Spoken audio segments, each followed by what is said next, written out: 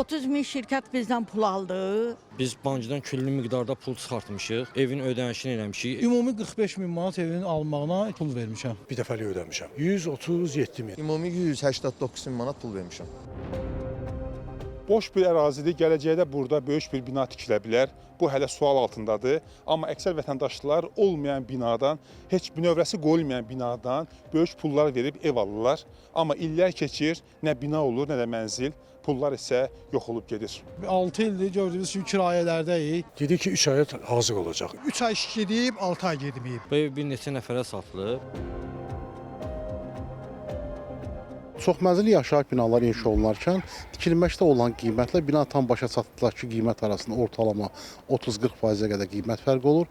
Hər hansısa bir çoxmənzilli yaşayış binasının inşa prosesi ortalama 2-3 il müddət çəkir ki, həmin müddət ərzində də əmlak bazarında baş verən qiymət artımları səbəbindən həmin binalardakı mənzillərdə satış qiymətlərində artımlar olur. Bir çox hallarda müşahidə olunur ki, tikinti şirkətləri vətəndaşlara mənzilləri satsa da alqı-satqı müqaviləsində binanın tikilib təhvil veriləcəyi müddət göstərilir. Lakin öhdəliyin pozulması səbəbindən həmin binalardakı mənzillər vətəndaşlara çox uzun illərdən sonra verilir. Binaların hətta uzun illər yarımsız qalma prosesi də baş verib ki, bunun səbəbindən artıq vətəndaşlar uzun illər öz mənzillərini köçə bilmirlər, başqa bir tərəfdən isə ödədikləri vəsaiti geri ala bilmirlər.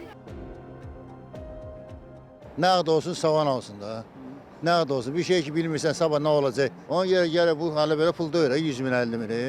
Bir maddi söhbəti varsa.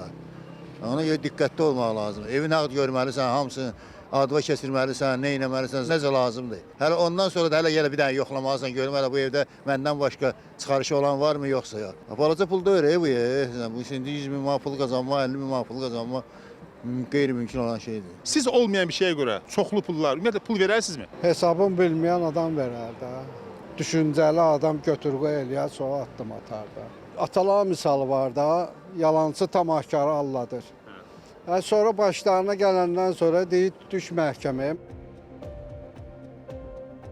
Baş verən müəyyən səbəblərdən həmin tikinti işlərini yekunlaşdıra bilmirlər. Bir çox hallarda MTK rəhbərinin həbsi və yaxud dünyasının dəyişməsi artıq vətəndaşları da öz mənzillərinə çatmasından məhrum edir.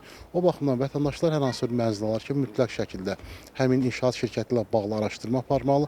Əgər həmin şirkətin daha əvvəlki illərdə tikib təhvil verdiyi binalar olubsa, bu artıq etibarlı şirkət sayılır. Əgər keçmişdəki binalarda problemlər olubsa, demək ki, həmin şirkətin yenidən vətəndaşlara problem yaratma ehtimalı daha böyükdür. Bundan əlavə, yeni tikili binalardan vətəndaş mənzil alırkən mütləq şəkildə həmin alqı-satqını notarial qaydada təsdiq etməli.